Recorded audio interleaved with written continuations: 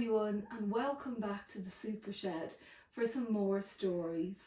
And today we have a special book that was requested by Jackson. Jackson, I'm sorry it took so long. We're getting through all the story requests and it took us a little while because we were making some props. Now, there's just one thing that we need to check before we begin our story. Has everybody been helping their moms and dads and their families and staying in and playing in their houses and their back gardens? And have you washed your hands? Do you remember the song that we all sing together? That's good. Now, I wonder, what could our story be today?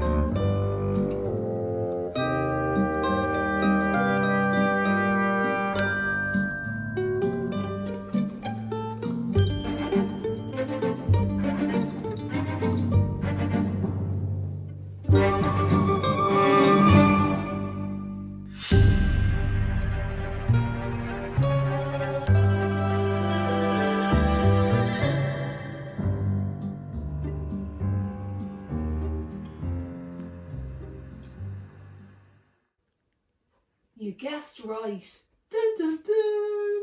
Our story today is The Gruffalo's Child. The Gruffalo said that no Gruffalo should ever set foot into the deep dark wood. Why not? Why not? Because if you do, the big bad mouse will be after you. I met him once, said the Gruffalo. I met him a long, long time ago. What does he look like? Tell us, Dad. He's terribly big and he's terribly bad. I can't quite remember, the Gruffalo said. And then he thought for a minute and he scratched his head. The big bad mouse is terribly strong and his scaly tail is terribly long. His eyes are like pools of terrible fire and his terrible whiskers are tougher than wire. One snowy night when the Gruffalo snored, the Gruffalo's child was feeling bored. The Gruffalo's child was feeling brave, so she tiptoed out of the Gruffalo cave. The snow fell fast and the wind blew. Into the wood went the Gruffalo's child. A trail in the snow.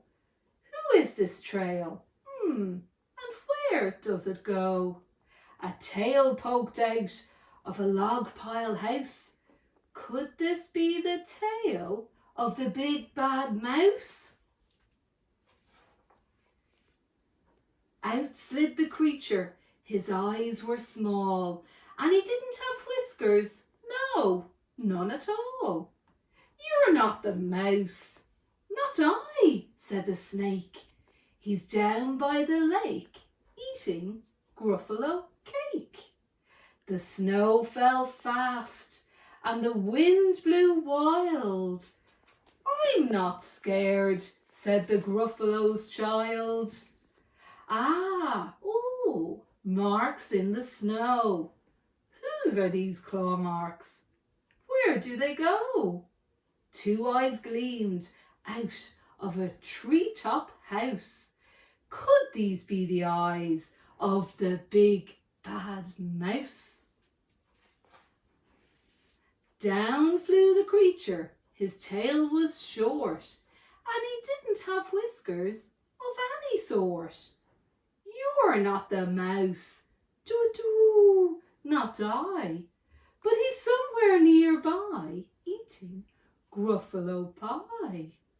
The snow fell fast, and the wind blew wild. I'm not scared, said the Gruffalo child. Ah, oh, a track in the snow. Whose is this track? And where does it go? Whiskers at last, and an underground house. Could this be the home of the big bad mouse? Out slunk the creature. His eyes weren't fiery, his tail wasn't scaly, and his whiskers weren't wiry.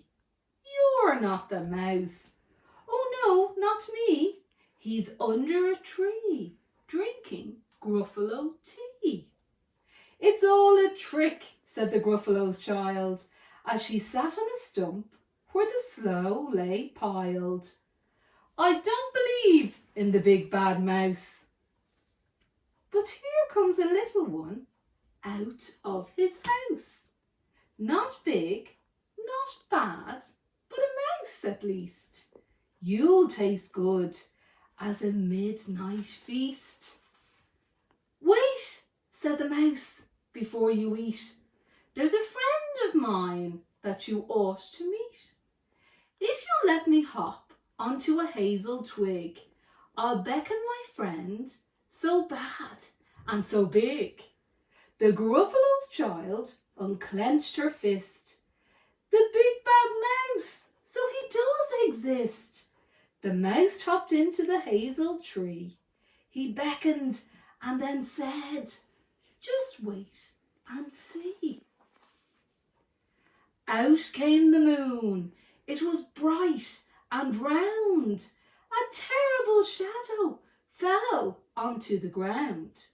Who is this creature so big, bad and strong? His tail and his whiskers were terribly long. His ears were enormous, and over his shoulder he carries a nut as big as a boulder. The big bad mouse, yelled the Gruffalo's child. The mouse jumped down from the twig and smiled.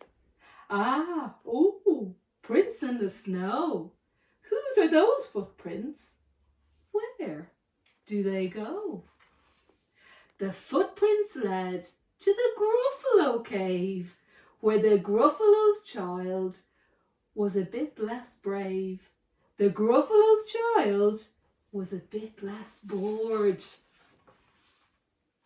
And the Gruffalos snored and snored and snored. And that's the end of our Gruffalo child story today.